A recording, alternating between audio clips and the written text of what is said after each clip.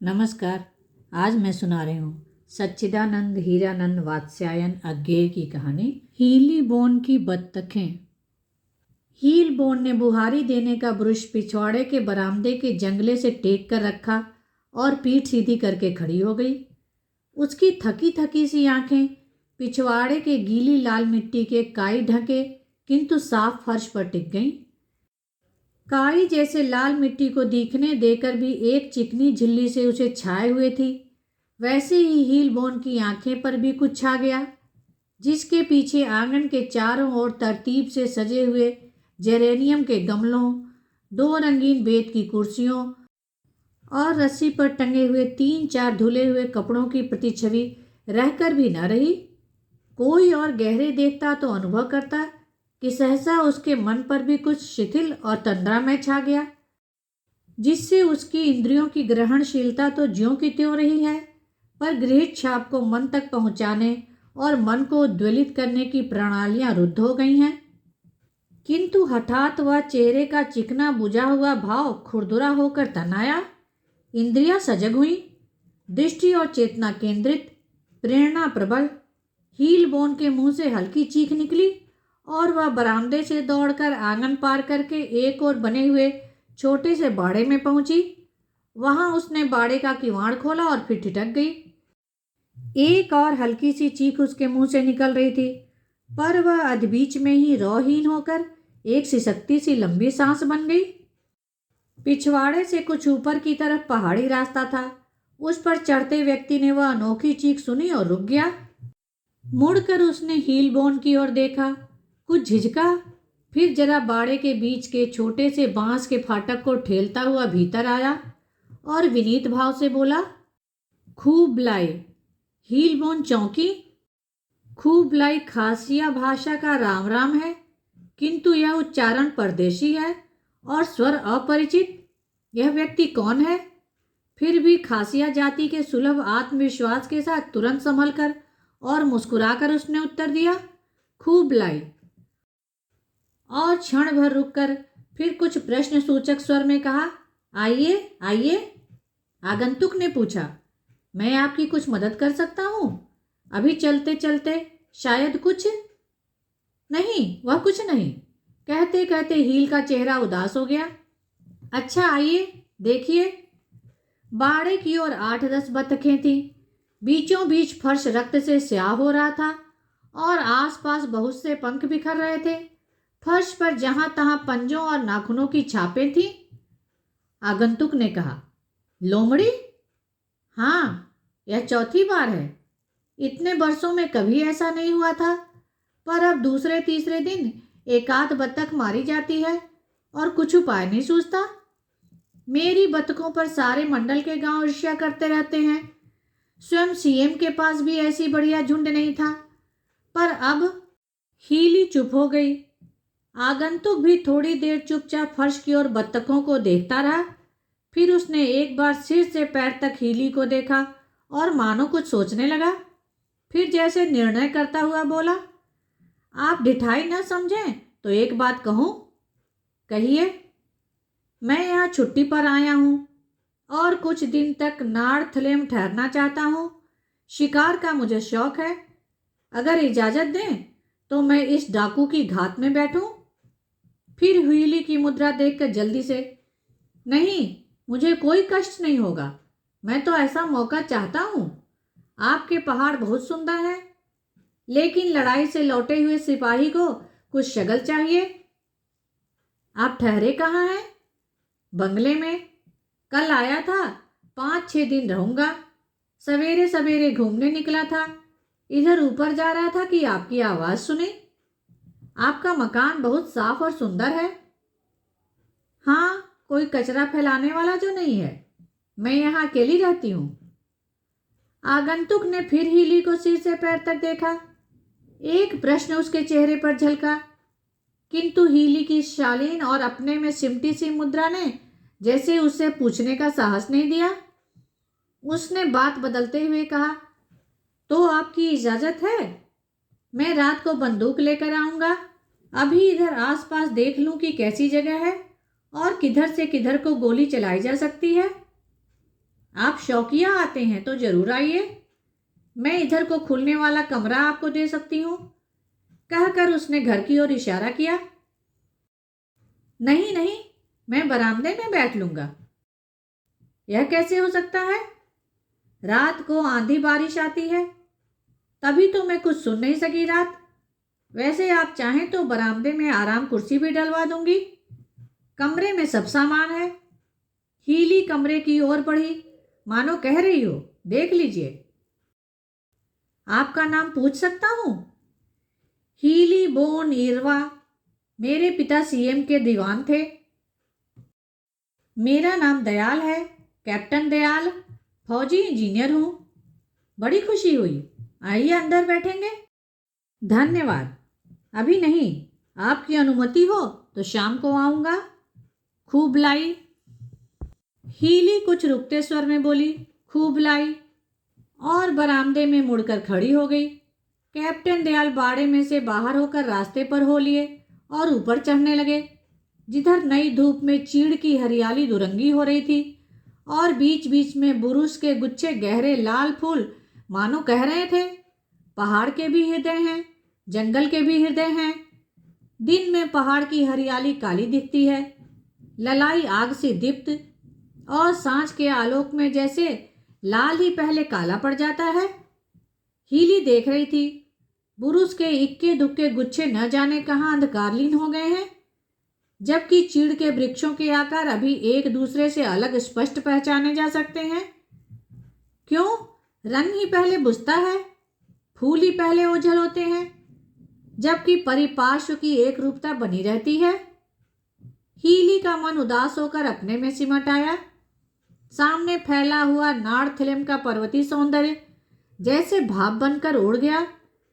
चीड़ और बुरुस, चट्टाने, पूर्व पुरुषों और स्त्रियों की खड़ी और पड़ी स्मारक शिलाएं, घास की टीलों सी लहरें, दूर नीचे पहाड़ी नदी का ताम्र मुकुर, मखमली चादर में रेशमी डोरी सी झलकती हुई पगडंडी, सब मूर्त आकार पीछे हटकर तिरोहित हो गए। हीली की खुली आंखें भीतर की ओर देखने लगीं, जहां भावनाएं ही साकार थीं और अनुभूतियां ही मूर्त। हीली के पिता उस मांडलिक राज्य के दीवान रहे थे। हीली 3 संतानों में सबसे बड़ी थी और अपनी दोनों बहनों की अपेक्षा सुंदर थी। खासियों का जाति संगठन स्त्री प्रधान है, सामाजिक सत्ता स्त्री के हाथों में है और वह अनुशासन में चलती नहीं, अनुशासन को चलाती है।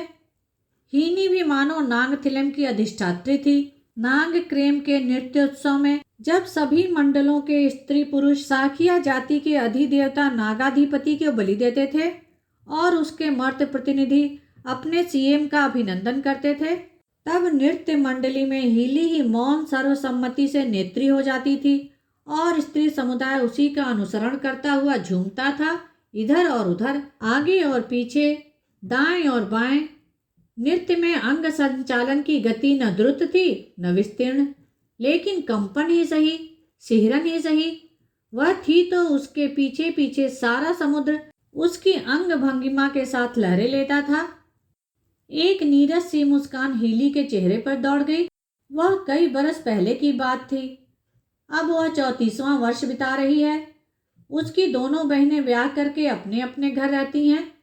पिता नहीं रहे और स्त्री सत्ता के नियम के अनुसार उनकी संपत्ति सबसे छोटी बहन को मिल गई। हीली के पास है यही एक कुटिया और छोटा सा बगीचा, देखने में आधुनिक साहिबी रंग का बंगला, किंतु उस कांच और पर्दों के आडंबर को संभालने वाली इमारत वास्तव में क्या है?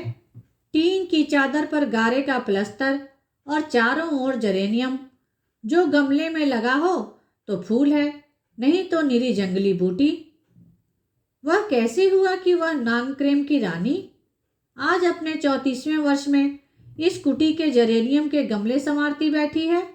वह अपने जीवन में ही नहीं, अपने सारे गांव में अकेली है। अभिमान, स्त्री का क्या अभिमान? और अगर करे भी तो कनिष्ठा करे, जो उत्तराधिकारिणी होती है। वह तो सबसे बड़ी थी, केवल उत्तरदायिनी। हीली के होठ एक विद्रूप हंसी से कुटिल हो आए। युद्ध की अशांति के इन 3-4 वर्षों में कितने ही चेहरे दिखे थे, अनोखे रूप उल्लसित, उच्छ्वासित, लोलुप, गर्वित, याचक, पाप संकुचित, दर्पस्फीति मुद्राएं। और वह जानती थी कि इन चेहरों और मुद्राओं के साथ साथ उसके गांव की कई स्त्रियों के सुख दुख, तृप्ति और अशांति, वासना और वेदना, आकांक्षा और संताप उलझ गए थे। यहाँ तक कि वहाँ के वातावरण में एक पराया और दूषित तनाव आ गया था, किंतु वह उससे अछूती ही रही थी। यह नहीं कि उसने इसके लिए कुछ उद्योग नहीं किया था, कि उसे गुमान था, नहीं, यह जैसे उसके निकट कभी यथार्थ ही नहीं हुआ था। लोग कहते थे कि हीली सुंदर है, पर स्त्री नहीं। वह बाम्बी क्या जिसमें सांप नहीं बसता। हीली की आंखें सहसा और भी घनी हो आईं। नहीं, इससे आगे वह नहीं सोचना चाहती। व्यथा मरकर भी व्यथा से अन्य कुछ हो जाती है। बिना सांप के बाम्बी, अपरूप, अनर्थक मिट्टी की ढूं। यद्यपि वह याद करना चाहती तो याद करने को बहुत कुछ था। प्यार उसने पाया था और उसने सोचा भी था। नहीं, कुछ नहीं सोचा था। जो प्यार करता है वो प्यार पाता है, और क्या कुछ सोचता है। सोच सब बाद में होती है, जब सोचने को कुछ नहीं होता। और अब वह बत्तखें पालती है। इतनी बड़ी, इतनी सुंदर बत्तखें साखिया प्रदेश में और कहीं नहीं है। उसे विशेष चिंता नहीं है। बत्तखों के अंडों से इस युद्ध काल में 4-5 रुपए रोज की आमदनी हो जाती है, और उसका खर्च ही क्या है। वह अच्छी है, सुखी है, निश्चिंत है। लोमड़ी, किंतु वह कुछ दिन की बात है। उनका तो उपाय करना ही होगा। वह फौजी अफसर उसे जरूर मार देगा। नहीं तो कुछ दिन बाद थैंक यू के इधर आने पर वह उससे कहेगी कि तीर से मार दे या जाल लगा दे। कितनी दुष्ट होती है लोमड़ी। क्या रोज 1-2 बत्तख खा सकती है? व्यर्थ का नुकसान। सभी जंतु जरूरत से ज्यादा घेर लेते हैं और नष्ट करते हैं। बरामदे के काठ के फर्श पर पैरों की चाप सुनकर उसका ध्यान टूटा। कैप्टन दयाल ने एक छोटा सा बैग नीचे रखते हुए कहा, लीजिए, मैं आ गया, और कंधे से बंदूक उतारने लगे। आपका कमरा तैयार है, खाना खाएंगे? धन्यवाद, नहीं, मैं खाना खा आया। रात काटने को कुछ ले भी आया बैग में। मैं जरा मौका देख लूं, अभी आता हूं। आपको नाहक तकलीफ दे रहा हूं। हीरी ने व्यंग्यपूर्वक हंसकर कहा, इस घर में न सही, पर खासिया घरों में अक्सर पलटनिया अफसर आते हैं। यह नहीं हो सकता कि आपको बिल्कुल मालूम ना हो। कैप्टन दयाल खिसिया से गए, फिर धीरे धीरे बोले, नीचे वालों ने हमेशा पहाड़ वालों के साथ अन्याय ही किया है। समझ लीजिए कि पातालवासी शैतान देवताओं से बदला लेना चाहते हैं। हम लोग मानते हैं कि पृथ्वी और आकाश पहले एक थे, पर दोनों को जोड़ने वाली धमनी इंसान ने काट दी। तब से दोनों अलग हैं और पृथ्वी का घाव नहीं भरता। ठीक तो है। कैप्टन दयाल बाड़े की ओर चले गए। हीली ने भीतर आकर लैंप जलाया और बरामदे में लाकर रख दिया। फिर दूसरे कमरे में चली गई। रात में 2-2:30 बजे बंदूक की धाएं सुनकर हीली जागी और उसने सुना कि बरामदे में कैप्टन दयाल कुछ खटर पटर कर रहे हैं। शब्द से ही उसने जाना कि वह बाहर निकल गए हैं और थोड़ी देर बाद लौट आए हैं। तब वह उठी नहीं। लोमड़ी जरूर मर गई होगी और उसे सवेरे भी देखा जा सकता है, यह सोचकर फिर सो रही। किंतु पांव फटते फटते वह फिर जागी। खासिया प्रदेश के बंगलों की दीवारें असल में तो केवल काठ के पर्दे ही होते हैं। हीली ने जाना कि दूसरे कमरे में कैप्टन दयाल जाने की तैयारी कर रहे हैं। तब वह भी जल्दी से उठी, आग जलाकर चाय का पानी रख मुंह हाथ धोकर बाहर निकली। क्षण भर अनिश्चय के बाद वह बत्तखों के बाड़े की तरफ जाने को ही थी कि कैप्टन दयाल ने बाहर निकलते हुए कहा, खूब लाई मिस सिरवा, शिकार जख्मी तो हो गया मगर मिला नहीं। अब खोज में जा रहा हूं। अच्छा, कैसे पता लगा? खून के निशानों से। जख्म गहरा ही हुआ है। घसीट कर चलने के निशान साफ दिखते थे। अब तक बचा नहीं होगा। देखना यही है कि कितनी दूर गया होगा। मैं भी चलूंगी, उस डाकू को देखूं तो। कहकर हीली लपक कर एक बड़ी डाव उठा लाई और चलने को तैयार हो गई। खून के निशान चीड़ के जंगल को छूकर एक ओर मुड़ गए, जिधर ढलाव था, और आगे जरैत की झाड़ियां, जिनके पीछे एक छोटा सा झरना बहता था। हीली ने उसका जल कभी देखा नहीं था, केवल कल कल शब्द ही सुना था। जरैत का झुरपुट उसे बिल्कुल छाए हुए था, निशान झुरपुट तक आकर लुप्त हो गए थे। कैप्टन दयाल ने कहा, इसके अंदर घुसना पड़ेगा, आप यहीं ठहरिए। उधर ऊपर से शायद खुली जगह मिल जाए, वहां से पानी के साथ साथ बढ़ा जा सकेगा। कहकर हीली बाएं को मुड़ी और कैप्टन दयाल साथ हो लिए। सचमुच कुछ ऊपर जाकर झाड़ियां कुछ विरल हो गई थीं और उनके बीच में घुसने का रास्ता निकाला जा सकता था। यहाँ कैप्टन दयाल आगे हो लिए, अपनी बंदूक के कुंदे से झाड़ियां इधर उधर ठेलते हुए रास्ता बनाते चले। पीछे पीछे हीली हटाई हुई लचकीली शाखाओं को अपनी डावों से रोकती हुई चली।